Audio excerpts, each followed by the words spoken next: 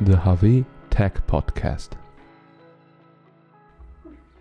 Hello and welcome to today's HAWE Tech Podcast. My name is Ralph and I'm Senior Specialist for Sales Enablement at HAWE. My guest today, you might know him already, he's been here a few times, is again Axel, and he is Key Market Manager for Industrial Applications. Welcome, Axel. Thank you very much. Yeah, Happy to be here again. Sorry. No problem. I have an interesting question for you, and hopefully you'll be able to explain it to our audience. Do you know which operating modes exist for hydraulic power units? Yeah, thank you very much. So can you imagine what an operating mode is? Not really. Does it mean that the pump is running fast or slow? No, not really. Okay, there's one operating mode which is about that, but we will have that at the very end. Okay, so now we know I don't know, so why don't you tell us what you mean? Okay, to know it exactly, I looked up in Google a definition for that because I know what it is, but not what the definition is, and I found an operating mode is a description of the load on an electrical machine. So now you know. Okay. That sounds interesting. Okay, it doesn't say too much, but what we know is we are talking about electrically driven hydraulic units. That's the important point. And it's not really complicated. I will just start with a few examples, and I think then you will understand easily. Okay. First of all, operating modes are always named with an S, and the first one is S1, and that is very simple. I switch on a power unit and let it running continuously against load under more or less full load. That's the S1 mode. Okay, but it seems pretty unrealistic to me to expect the maximum load to be drawn permanently. I mean, there are individual actuators that switch on and switch off. So tell me more about this. Yeah, it's not realistic to have a unit running continuously under full load. It happens once in a while, but really in former times, it happened that power units were used, hydraulic power units were used like that. They switched them on the morning and then keep them running. And if no flow pressure was required, pressure reliever opened and it went back into the reservoir. Okay, but that takes up an incredible amount of energy and generates a lot of heat too, doesn't it? Exactly, it does, and you have to cool down this energy afterwards, so it's even worse with that. So nowadays, typically, you switch off a power unit when it is not required. That's the best way to use it, and that is what the operating modes S2 and S3 are about. Okay, so why are there two different operating modes? Actually, it's a question about the definition. Operating mode S2 is so-called short-time operation. That means maximum on time of the power unit is defined, which it can run continuously before it becomes too hot. And then this is defined for a specific power unit, for example, as S2, 10 minutes. That means you can run a power unit for 10 minutes, and then it has to be switched off because otherwise it will overheat.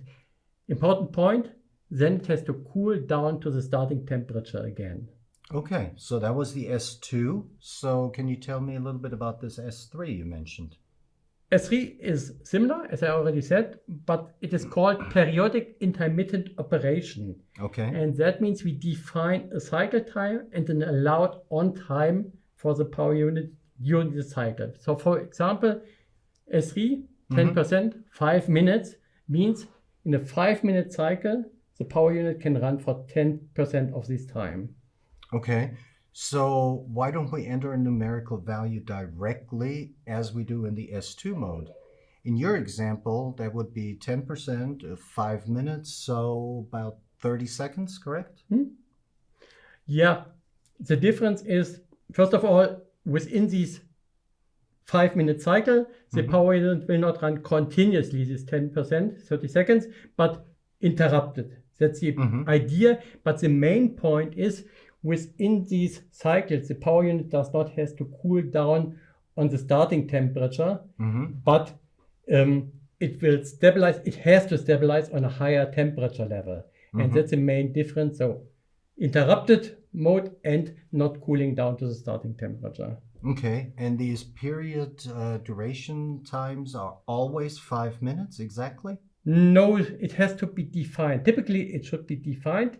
If you find just sign S3, 10%, 20%, something like that, then you can assume that the cycle time is 10 minutes. Mm-hmm. But usually it should be defined. Okay, so do we specify these S2 or S3 values for all our units at HAWE?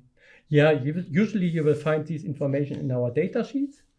However, we have to take these values quite carefully because, as you can imagine, it depends on the ambient temperature and on the real load on the power unit. So what we usually recommend our customers to tell us about the load cycle, and then we can tell about the maximum on time or also the maximum on time within this certain period.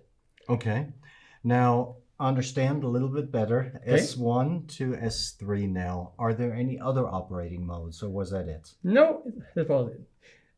S1, S2 and S3 was assuming the power unit will be switched off, but there are certain applications where I don't want to switch off the power unit because I don't want to restart it too often.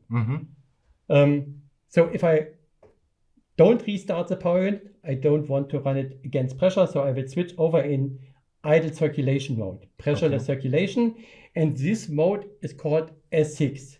It is similar to the S3. The definition is the same than the S3 mode, a certain period, a certain on time or a certain time under pressure, but not the rest of the time is not off time, but the power unit is running in idle circulation, pressureless circulation, and that is the S6 mode.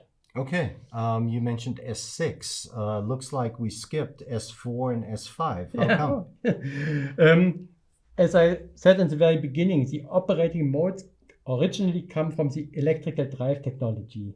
And in that field, they have additional operating modes with the influence of the starting process and braking in between. And this is not relevant for the hydraulics. So we don't have that in hydraulics. Okay. So do you have any other operating modes that are relevant in hydraulics apart from those that you've mentioned thus far? Yeah. Now we come back to the very beginning of the podcast where we're talking about different speeds. And we have the S9 mode, which is called operating mode with non-periodic load and speed changes. Okay, S9? S9. Okay. Yeah. So I understand that refers to power units with speed control, like we said in the beginning, such as frequency converters, for example? Exactly. Okay. Yeah. This is the S9 mode, and S9 mode has no simple key figure to describe this mode, so we have no S9, 10% or something like that. That always requires a specific load cycle to define the power unit for that. I'm almost afraid to ask, but are there any other modes we haven't mentioned yet? No, we've done it now. So all those which we had, which we talked about, are the operating modes which we have in hydraulics. Great. Then let me thank you for this very detailed explanation, and I'm going to try to summarize what you said so that we can all see the different modes here. So we know there are different operating modes, as you mentioned. The S1 is a continuous operation under load. Then we have the S2 with short time operation defined by a load duration. S3 is the intermittent operation with a period duration and a percentage activation time, and we detailed that. Then we come to S6, and that is like the S3, but without switching off the unit, but with unpressurized circulation. That was it, right? Yeah. And S9 mode. S9, you're right. Variable speed drive. The variable speed drive. Okay, Exactly. S9, we got that one too. Thank you very much. And again, thank you for being here. Thank you for watching and listening. And we look forward to seeing you in our next podcast in 14 days. If you have any suggestions in the meantime, please write us to podcast@hawe.de. We look forward to your submissions. And until next time, goodbye. Bye-bye.